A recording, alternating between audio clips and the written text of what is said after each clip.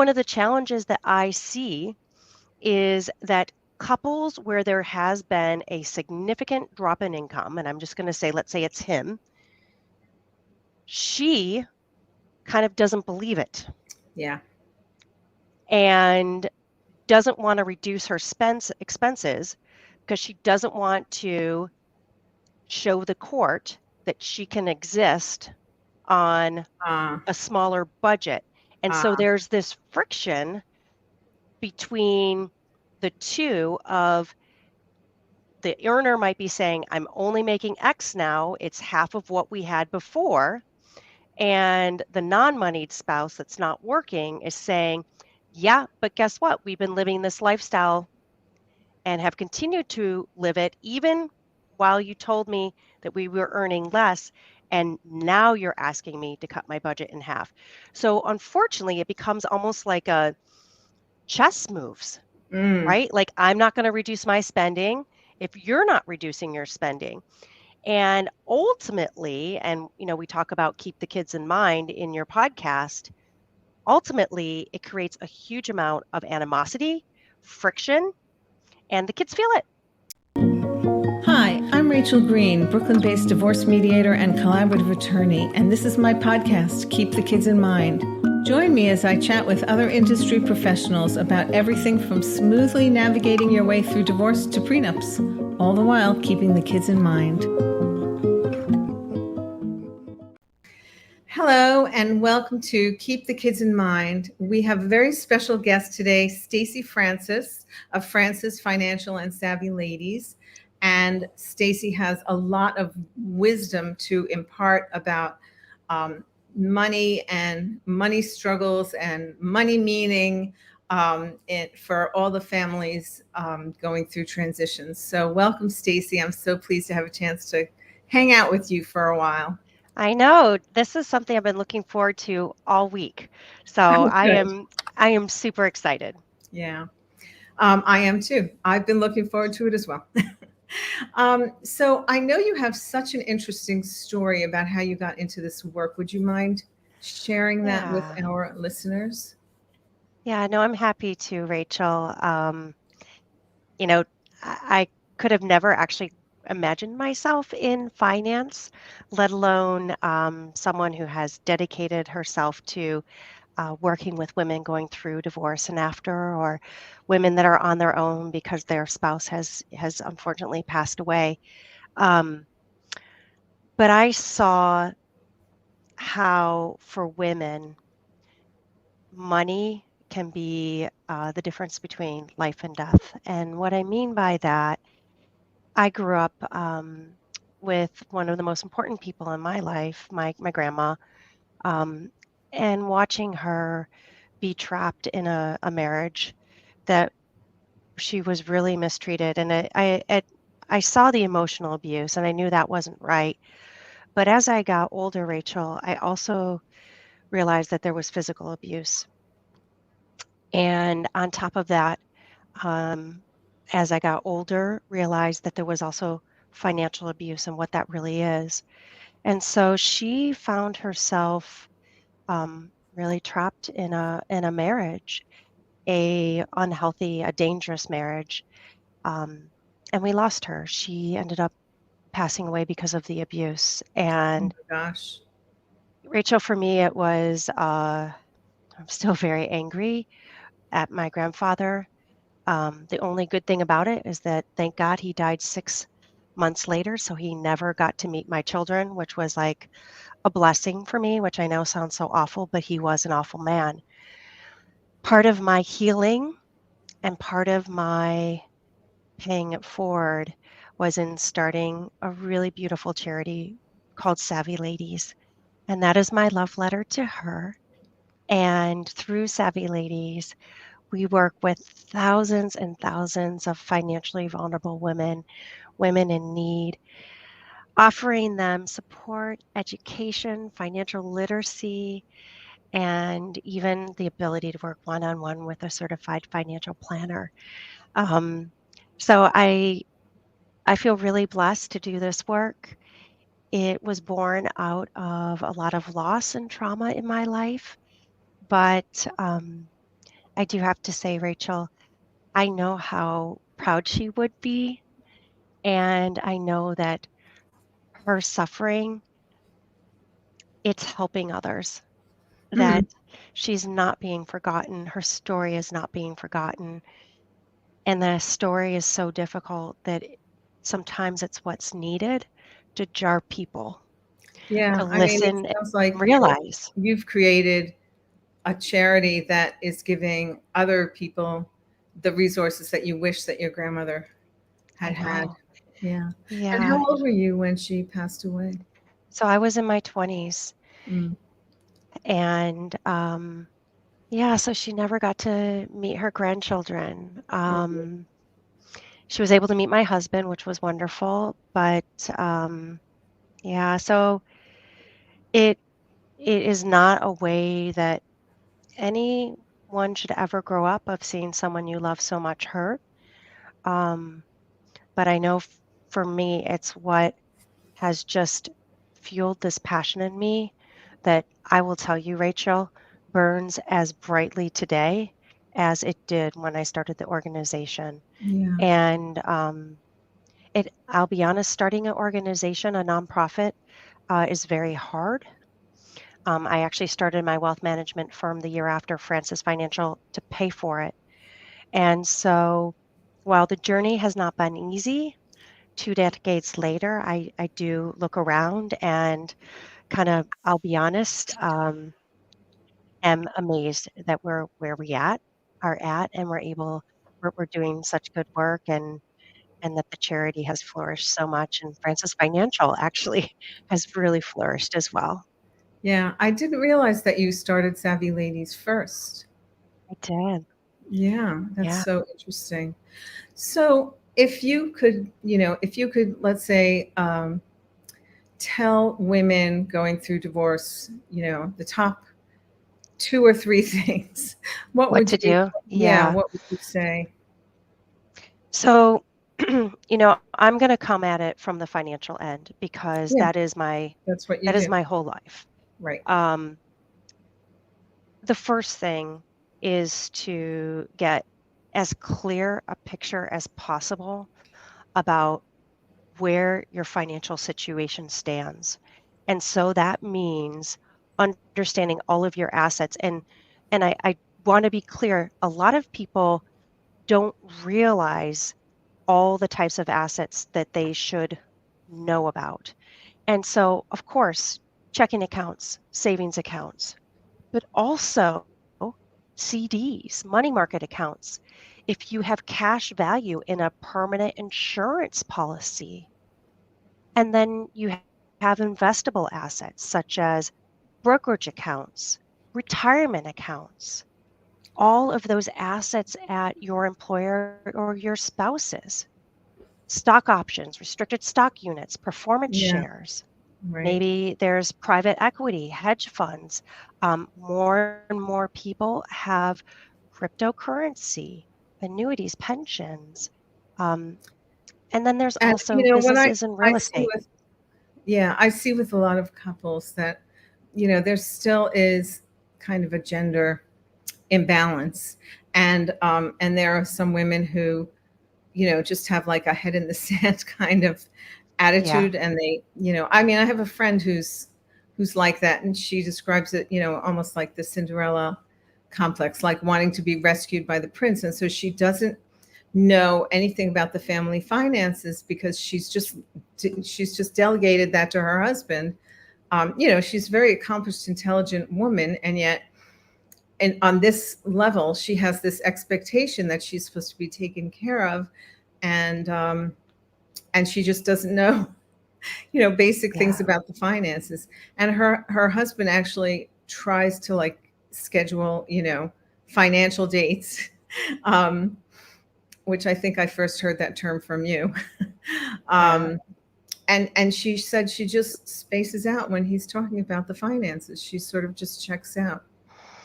So, yeah. I get so that. probably many women who are coming to see you or me, suddenly have to get up to the speed on this stuff, and it's It's a challenge. Yeah. Yeah, it can be frightening. It can be overwhelming. We did a survey of 150 women and wrote a beautiful book called Unveiling the Unspoken Truth, the Financial Challenges Women Face During and After Divorce. Oh, And we what we should put a found, link to that yeah, I'll definitely add a link, and then you the can go show right to our notes. Yeah. website Yeah. and you can download a copy free of charge. So we'll make sure we give that to you, Rachel. And what we found is only 30% of of couples make financial decisions together. So Really? that is 70% that don't. And Right. in that 70% is typically the female partner. So now she finds herself looking at a possible separation or divorce, and she is having to essentially drink out of a fire hose to get up to speed Wow. with all these different assets. And the assets that I just rambled off, about 15 different types of assets, each one has its own tax DNA, tax implications. Each one has different risk and reward growth opportunities embedded in it. And so it can be a really difficult time. And like I said, the best thing you can do is start to get really clear on what those assets are. Ideally, get a statement showing that value, the most recent statement available. And in the book that we wrote, Unveiling the Unspoken Truth, there's a really beautiful net worth worksheet. And it allows you to start to put all that information in there. And there's even things that you need to think about that you may not think about as an asset. What about credit card miles? Mm. I just spoke to one lady. They have over 3 million Oh my credit card gosh. miles. Wow. 3 million. Yeah. The, That could the other cover thing that travel for 10 years. I know, and then we looked at their tax return, and they have a loss carry forward of $2 million. So I guess he had invested in a, a private equity business that went bust. And so they have this very, very lucrative carry forward loss, which essentially what that means for all of you listening, I know it doesn't sound so exciting, but it means that you can earn $2 million in growth in your taxable portfolio and not have to pay Uncle Sam. That can be the tune and definitely is hundreds and hundreds and hundreds of thousands of dollars in savings and taxes. Wow. That's That amazing. too is an It's like asset. it So turns it into a Roth IRA. it Like it it's does actually post it tax. Yeah. yeah, because we know Roth IRAs are I always say Roth IRAs start with an R because they're really, really good. Whatever Roth IRAs grow to, you get to take out tax free. It's like Right. it's kind of like eating Godiva chocolates, Rachel, and not get having calories. Who doesn't want to have that? Right. So that loss carry forward is an important asset of the Yeah. couple. So, all right, we were saying like what are the top couple of things that you would want women that you would advise people to do? So the first is to make sure you're as clear as possible that you've identified all the assets and you have categorized them and Exactly. hopefully gotten recent statements. Yep. And then what's the next thing? Well, it's on the other side of that balance sheet, and it's looking at all the liabilities. So Ah, credit card debt, um, car loans, definitely all mortgages. A good number of people also have HELOCs, which is a fancy way of saying um, the home equity lines of credit. And right. then A there's second there's mortgage. Yeah. yeah, and then student loans. Some people still have student loans. Mm. And then there's some loans that sneak up on people that they don't realize they have.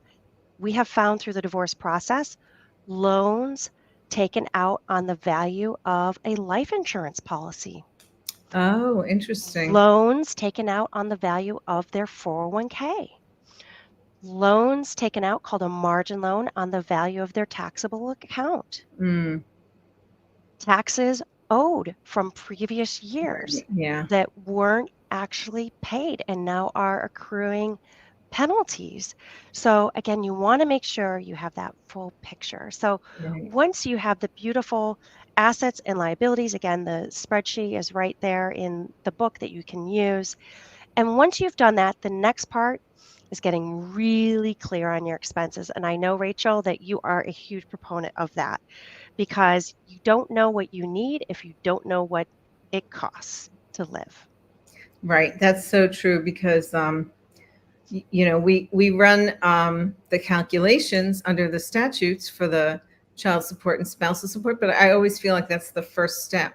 You Yeah. can't say whether $2,800 a month is enough unless you know what your expenses are and compare that with your earned income, and then say, do I have a shortfall? Do I have a surplus? Is this going to work for me to pay all my bills and feed my kids or Yep. not? And you can only evaluate that in the context of your analysis of expenses. Yeah. I've had a few couples come in lately who are living like way beyond their means. I mean, actually, in these two cases I'm thinking about now, they run in their families that live in circles where all the kids go to private school and do all kinds Yeah. of fancy extracurricular activities, and and they certainly expect to be able to send their kids to college without the kids having loans. um, and they live in Manhattan, um, and then the husband's work has fallen off for various reasons. So they're not earning the income that they used to earn when they established this lifestyle.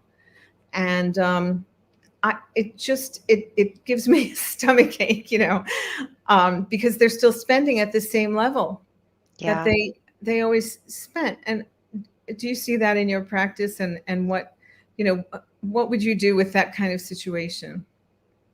So I will tell you, Rachel, we see this extremely frequently. Mm, The person might have been in finance, things like all different stories, but they're continuing their living expenses as if that income is coming in. How are they doing it? Well, they're depleting their assets. They're, dipping into their taxable accounts, anything that is liquid. And so unfortunately, um, by the time sometimes they start the divorce process, they might only have retirement assets left. yeah. And I even mean, one some of couple, those we see even loans, like yeah. loans on 401ks.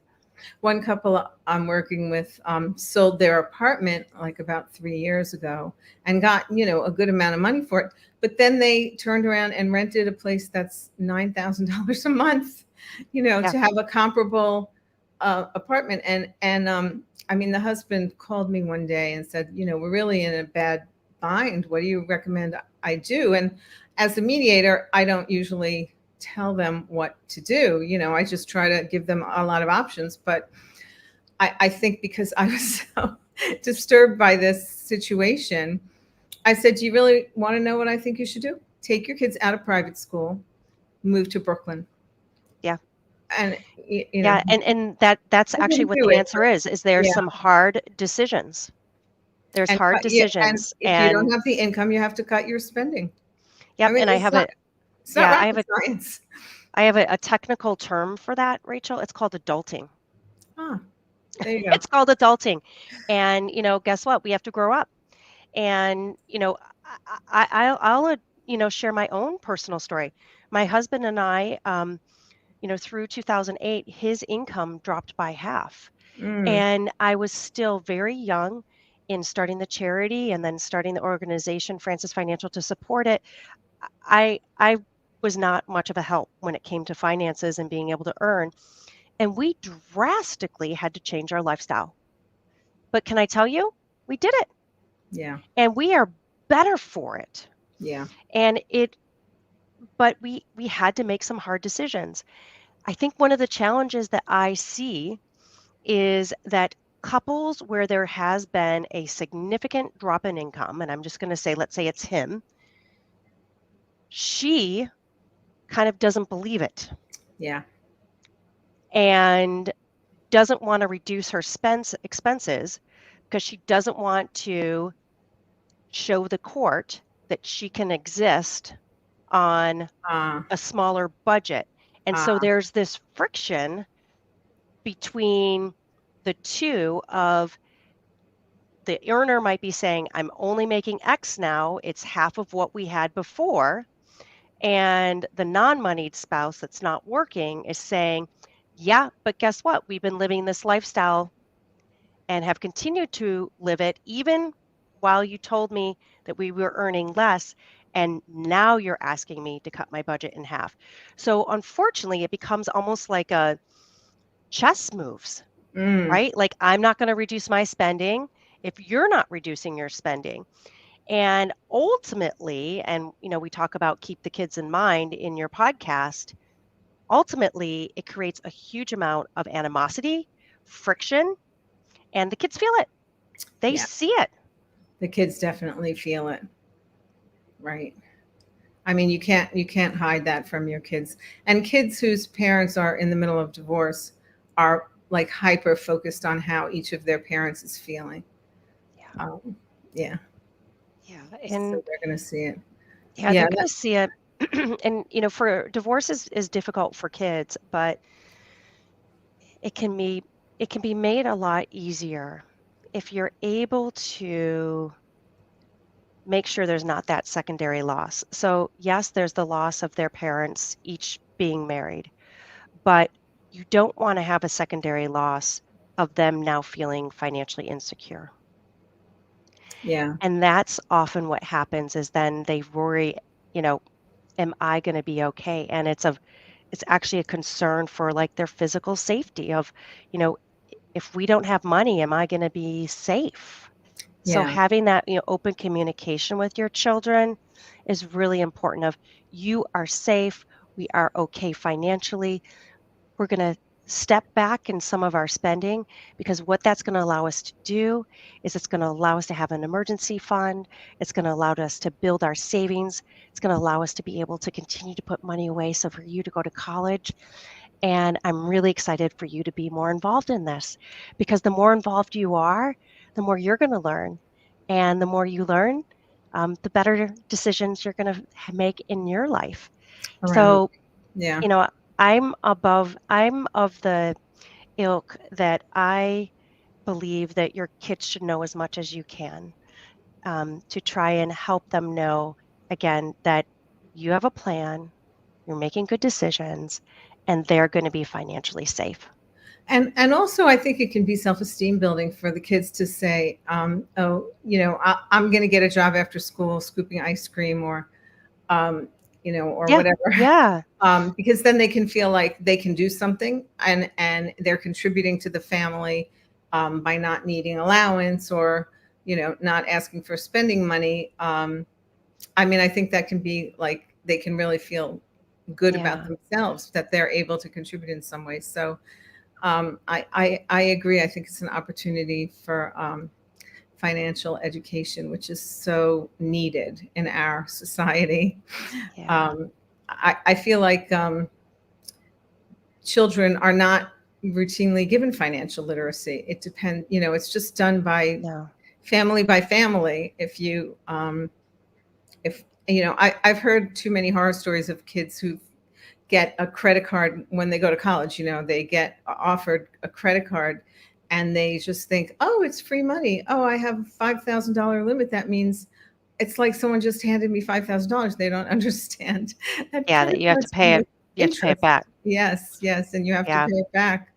Um, but I have a friend who has always had money problems, and they've always had a mortgage. They've refinanced the mortgage on their home. They've taken out a second mortgage. Money's always been tight, and part of it is that um, the husband has been in and out of work, in his career okay. number of times. So that's part of the stress.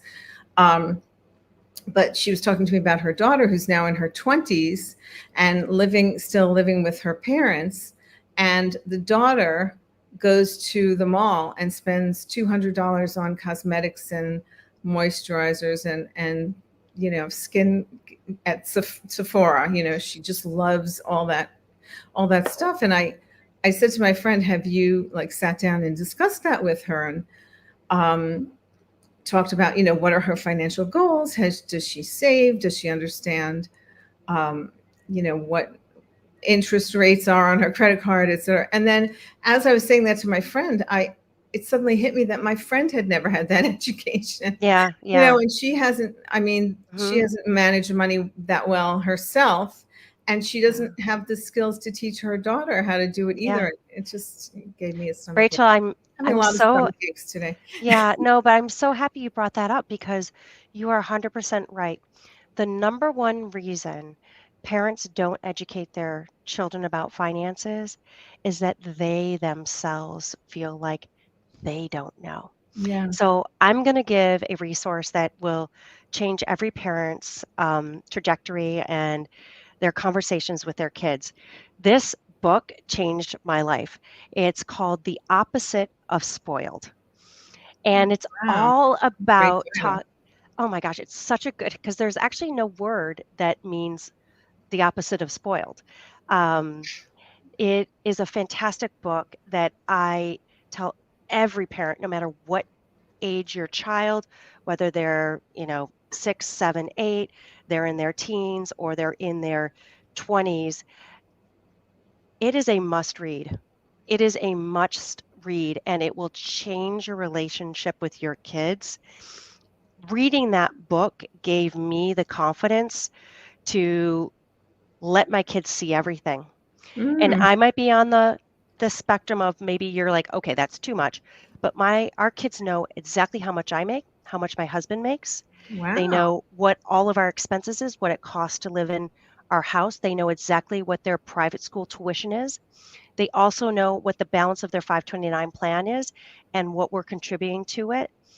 And it's very clear now how this has created um, financial literacy for them is that it has inspired them to start saving.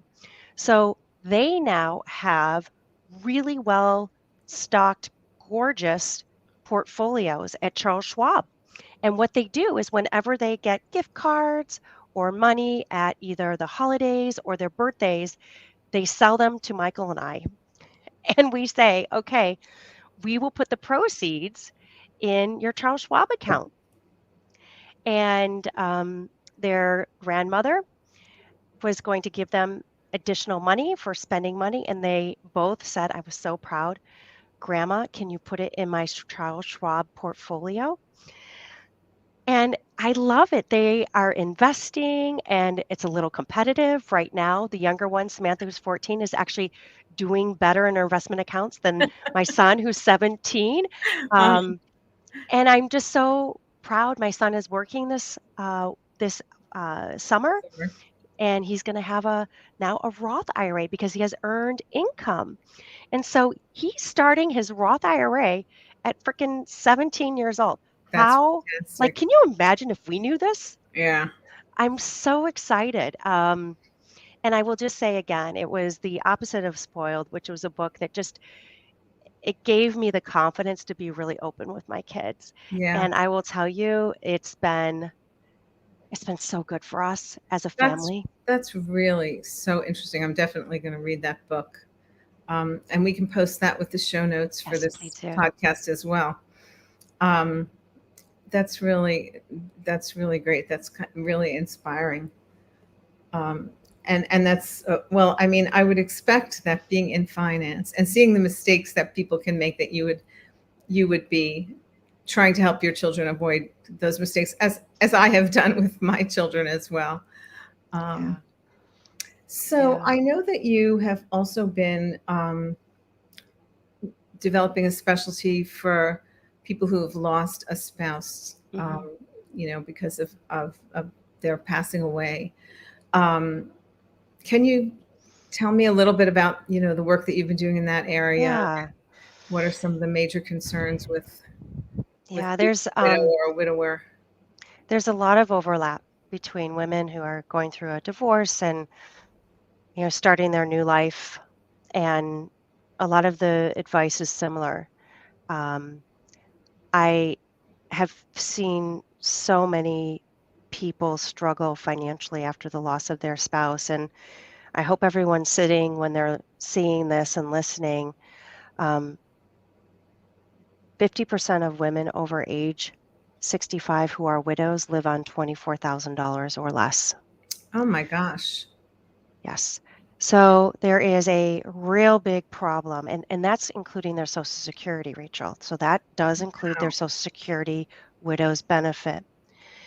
Um, I was just on Capitol Hill for International Widows Day to speak to legislators about this very little talked about challenge and what needs to happen both from a financial literacy point of view, but also changes within the Social Security system, better education about life insurance, better education about, you know, you know, getting involved with the finances before you find yourself on your own. 8 Mm, out of 10 women, 80% of women will have to make financial decisions on their own at some point in their life. So guess what? It's going to happen to us. And when we do find ourselves in that place, um, we often are very ill prepared. I just was speaking to a woman who she said, you know, my husband was a business owner. I thought he was doing really well, and he suddenly passed away. I realized he wasn't. He wasn't saving. There was no life insurance, and left her with almost $100,000 in credit card debt. and the credit card debt doesn't die with the card holder. No, so what ends up happening is if the credit card debt is just in their name, then that person's estate has to pay that debt. So if there were any assets to transfer to the spouse, trust me, Visa, MasterCard, and American Express are going to be first in line to be paid back before that spouse receives the assets. Now, something that you can do is that you can hire a very good trust and estate attorney, which you're going to need anyway, and have them negotiate that dollar amount down. So that is something to know. And you do definitely want to have a great trust and estate attorney to help you move through this process to be as financially whole as possible.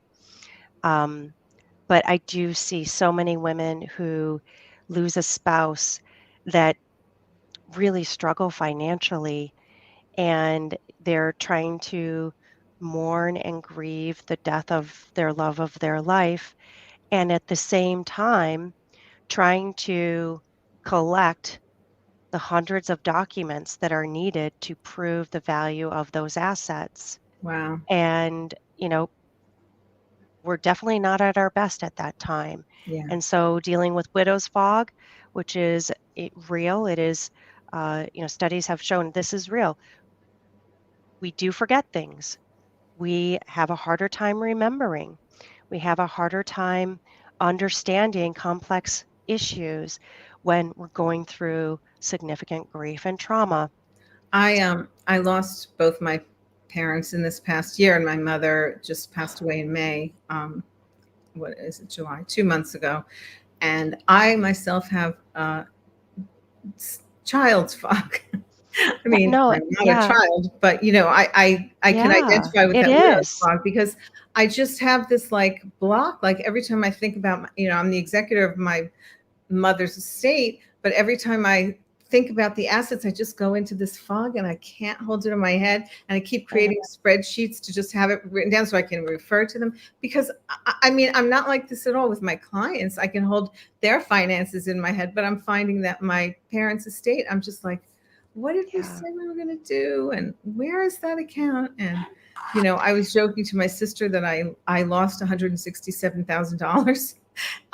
I didn't lose it. It had been transferred into my account a couple of months ago, but I just forgot. And then yeah, like yeah. I was on the phone with this very nice person from TD Ameritrade, and it took 20 minutes for him to find it. And I felt like such an idiot, but it was grief fog. Yeah, it is. Yeah. And, um, you know, I, one of the things, grief fog, it shows up with so many losses. And I've seen, of course, losing a spouse, losing a dear friend, losing a parent. We have that. And I actually see it through divorce. Yes, I see it that's a too, good point. Yeah, because you're grieving the loss of a relationship. You're grieving the loss of the future that you that you thought you were going thought to. you had. Yeah, And I would say my biggest message to everyone who is finding themselves on these different journeys, difficult journeys, is just don't do it alone. There are great therapists, divorce coaches, grief coaches. There are fantastic financial advisors too that will hold your hand and lift that burden for you, yeah, and help you along the way.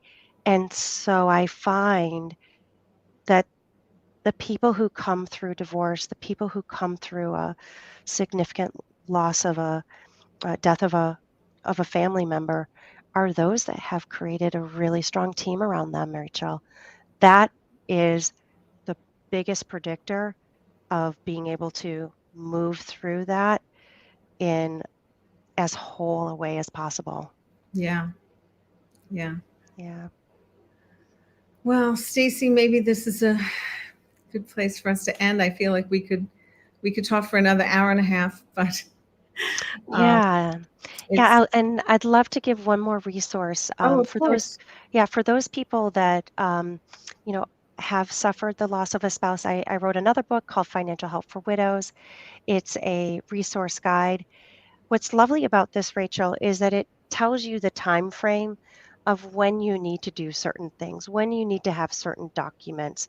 Um, I find that a lot of recent widows, there's just complete overwhelm because they feel pressure to do everything all at once. And this is the love letter that tells you you don't, and what are those time frames, and how do you collect these items, who should be on your team, how do you interview a financial advisor to find the right one, how do you interview a trust and estate attorney, how do you find the right therapist, that power team for you.